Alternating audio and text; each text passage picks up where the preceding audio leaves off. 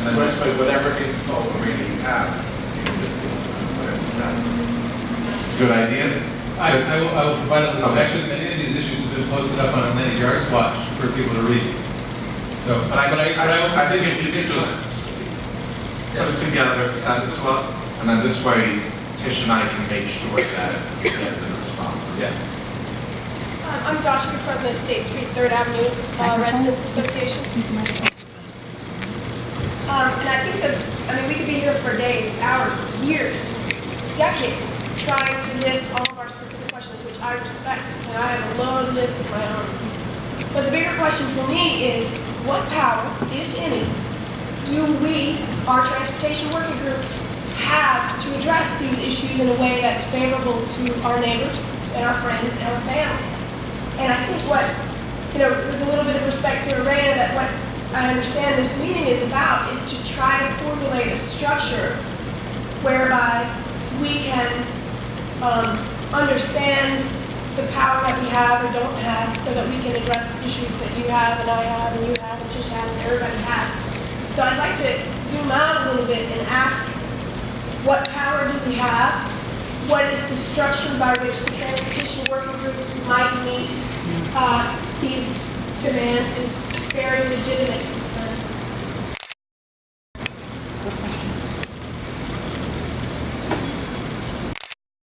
Of what our agenda is all about is talking about the structure. I'm open to meeting as often as you guys would like to meet.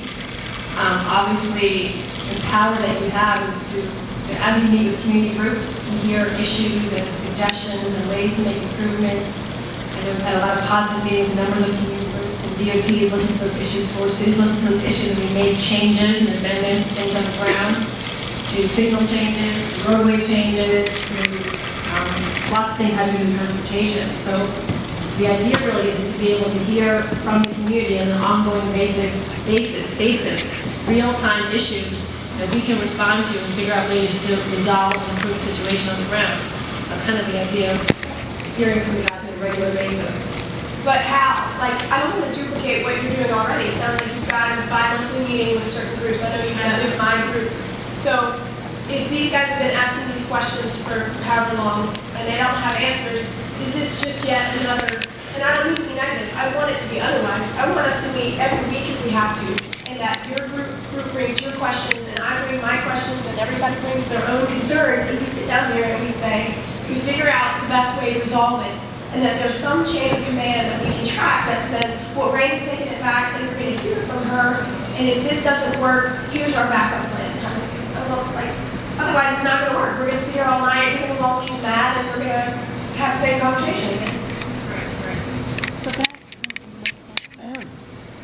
So when we originally had talked about this transportation group, the idea was to come up with a sort of community management plan.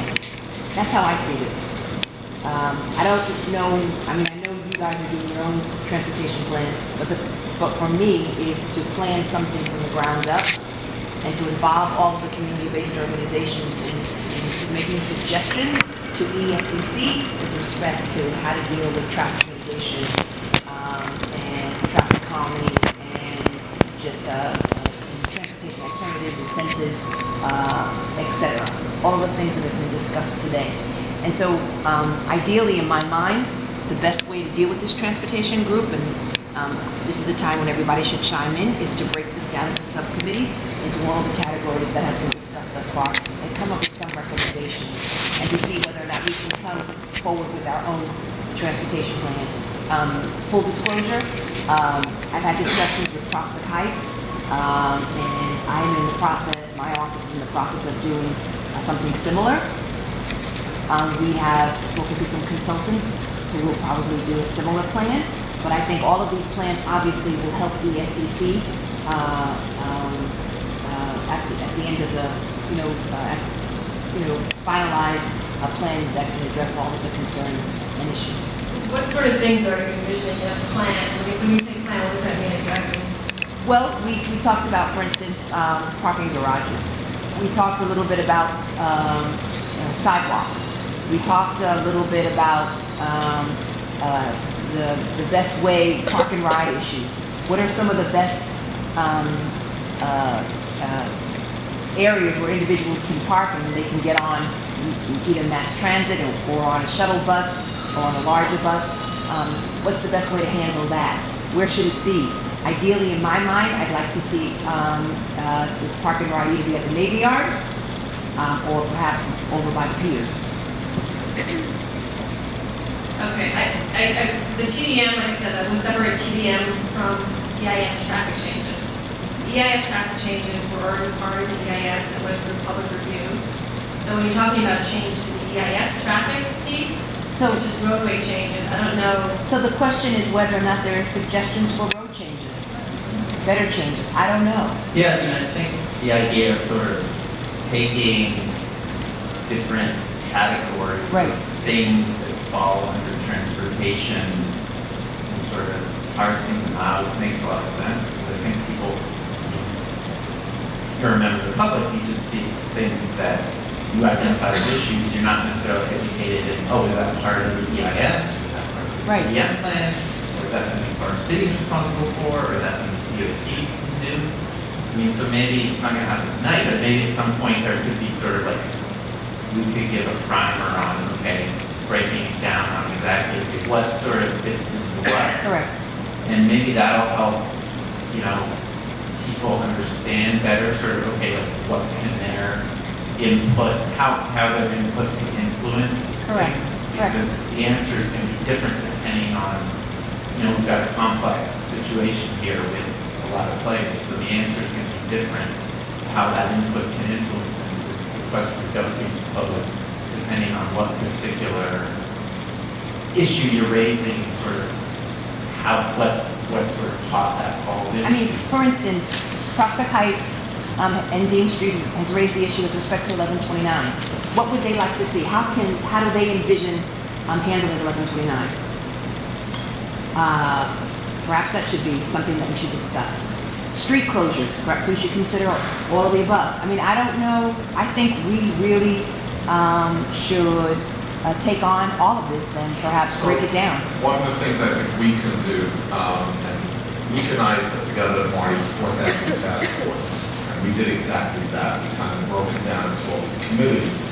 And what I think we can do is put together a list based on what we're hearing, email it out to everyone, and then if people decide that that's great, we can form maybe another meeting right after the new year, and then break it down that night and start setting up committees, chair people of individual committees. Because I think trying to do everything just sitting here is not gonna, I don't think it's gonna be effective. And that's just my suggestion. If there's others, I mean, I'm now happy is to the hear, time. people don't think the committees are good, let us know, because this really is about the community. Or perhaps some people just want to wait until the plan comes And then out. I don't take it know. from there, right? But we need to know if we're gonna have any influence, that's all. Right. Otherwise, it's just, we're all wasting our time. I mean, to the extent that you adopt this recommendation, and to the extent that we do come up with a plan, it goes to her question, to how can we influence the outcome?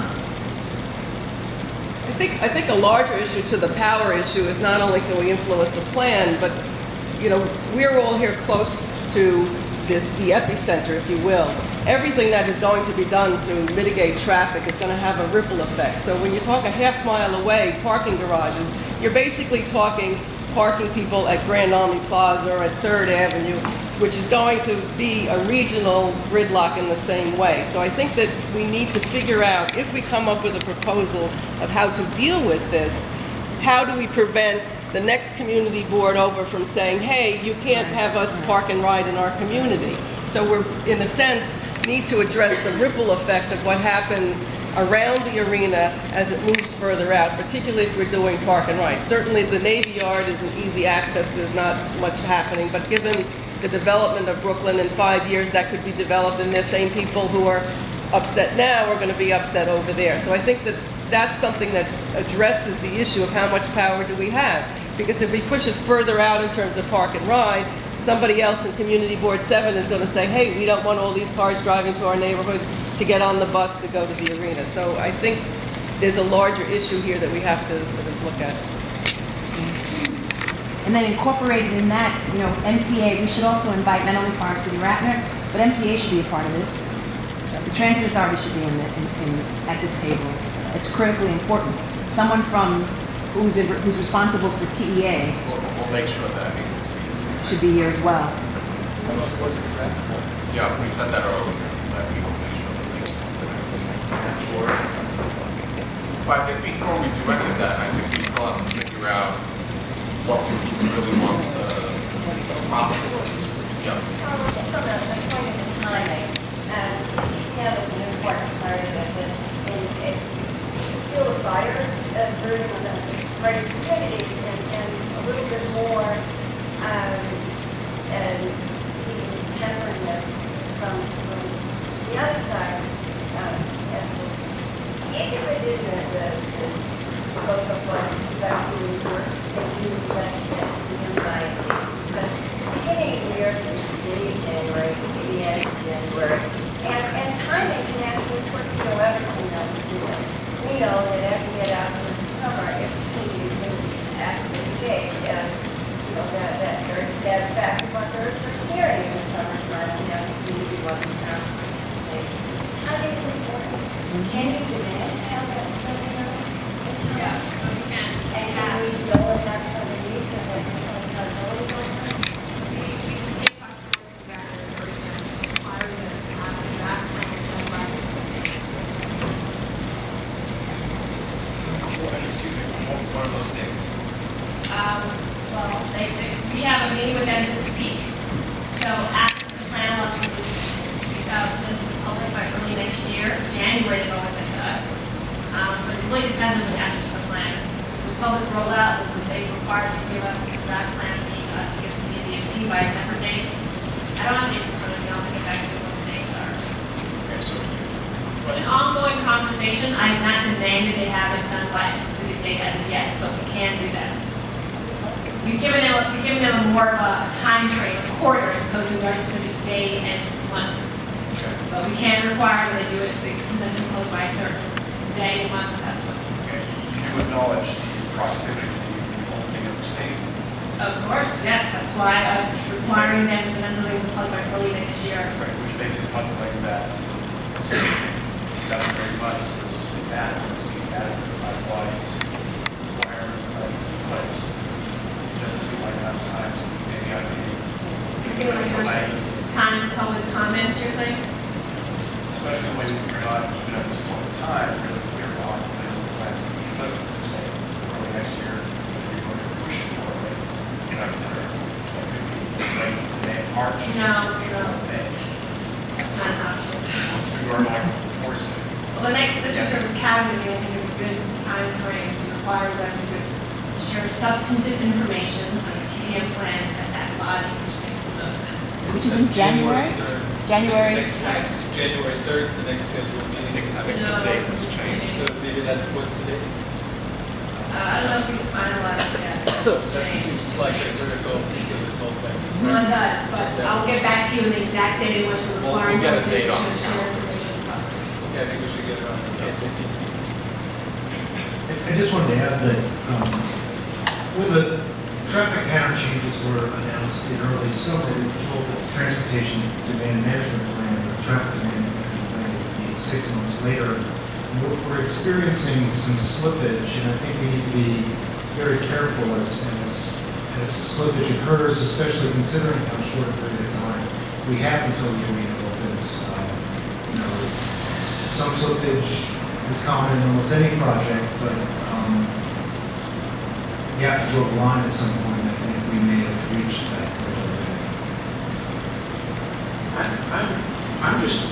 I'm honestly really curious about why we don't have some of these plans ready yet. I mean, given the long lead on this project, the amount of time it's been in the tube, and even, broke ground a year and a half ago, how is it that we don't have a plan in place? How is it we don't know how we're parking in block 1129 at this point?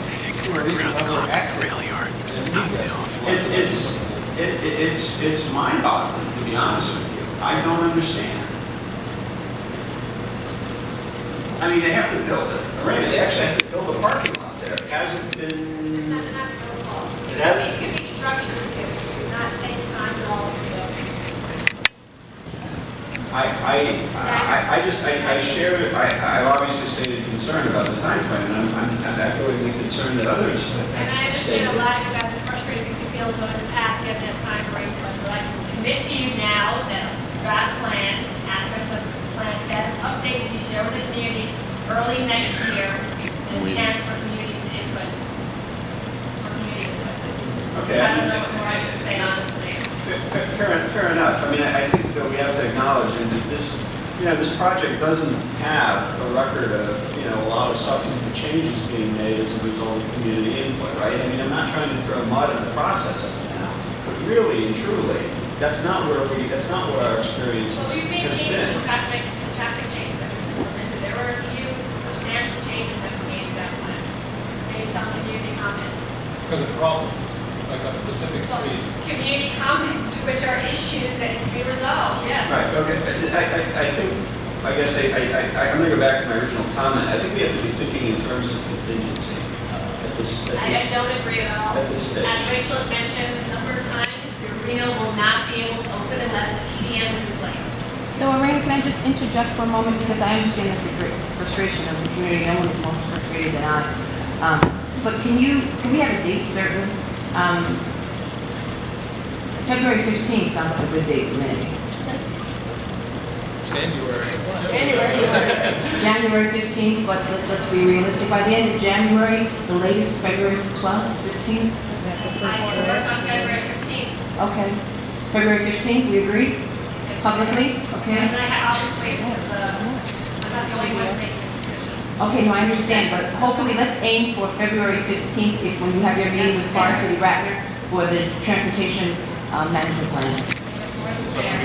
we want to set a meeting for, 2 days after that, we'll send some dates around to really get everyone together to meet. And I think during the cabinet meeting, we want to make sure that they're on track, and hopefully if the cabinet meeting can be held January, mid-January, that would be helpful to see whether or not you guys are on track. So maybe we should do a regularly scheduled cabinet meeting in January, and then do something after February 15th. I think that's fair. I think that's good. This way there's 2 opportunities for everyone. We have to shoot for something, and right now, Right. the first quarter is just too amorphous to me. Right.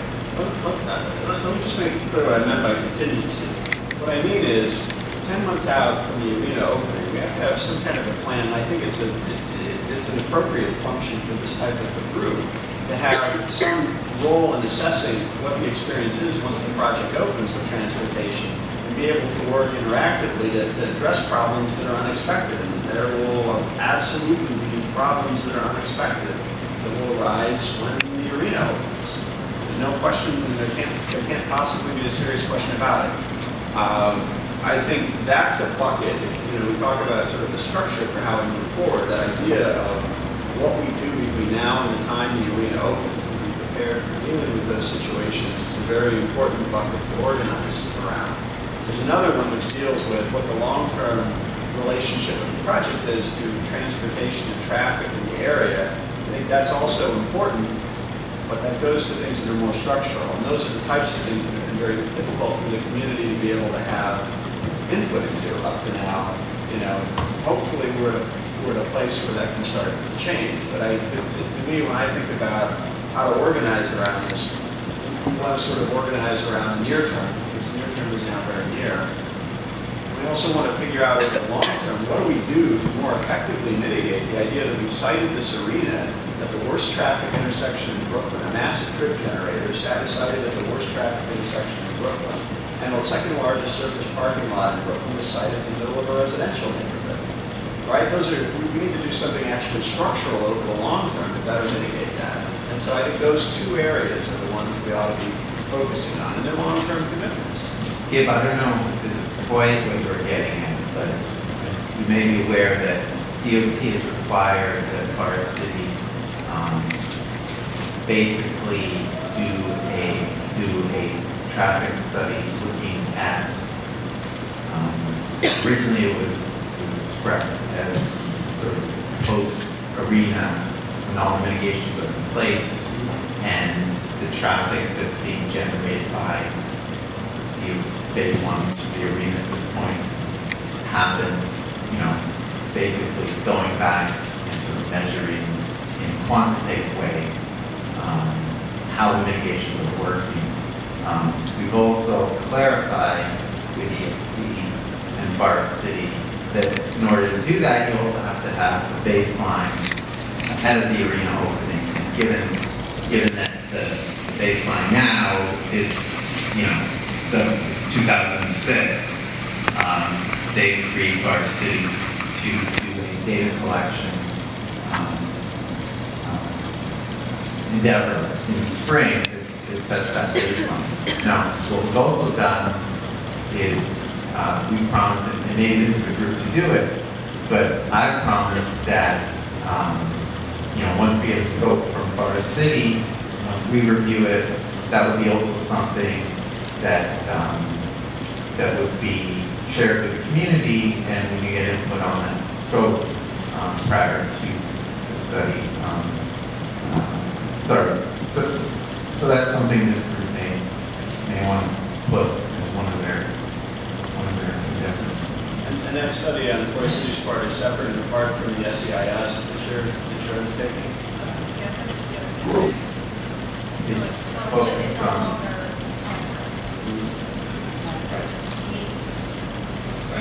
Lisa, I'd just like to, you have to say thank you for that study, because it's been a huge concern that so many of these decisions and so much of the feedback is based on studies that were done so long ago, based on data that was older than the studies, and things have changed a lot. It's like Carl has to point out and test what's working. Point out there's a different place now than it was in 2006, so thank you.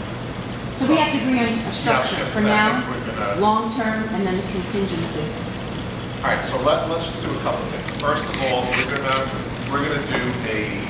work on dates, but a district cabinet meeting in January. We'll go with the councilwoman's target date of the 15th. Or Valentine's Day if you prefer. I'll provide the chocolate. Which means that shortly thereafter, we will have a meeting with the community, basically to brief on this plan. And we'll work out dates. We'll get them to everyone early on so you can set your calendars. But I think the bigger question is, for this working group, what's the next step?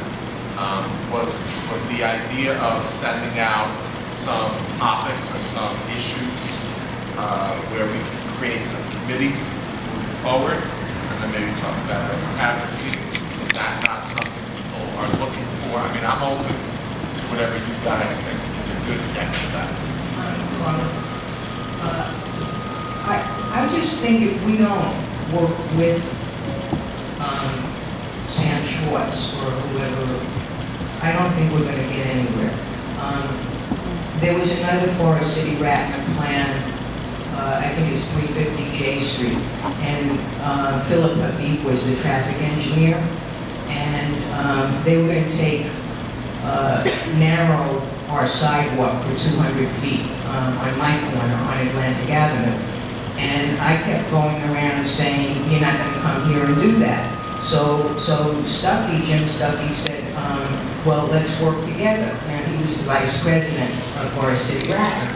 So we actually sat with Philip Habib and came up with an alternative plan, which is now implemented at Borum Place. Not quite 100% right, but that came out of the meeting to save our sidewalk. So I think if the community, and I think that's what some people keep wanting to know, how are we going to influence this? If we don't, I don't think it's a real process if we don't sit down and there's a will from Forrest City Ratner to sit with the community, and if we have to break it up into sections, that can be done. But some of the simplest things, I remember talking to Philip Habib, I don't remember what year, I think he was the original traffic engineer on this, and we were talking years ago about this satellite parking, where it was going to go.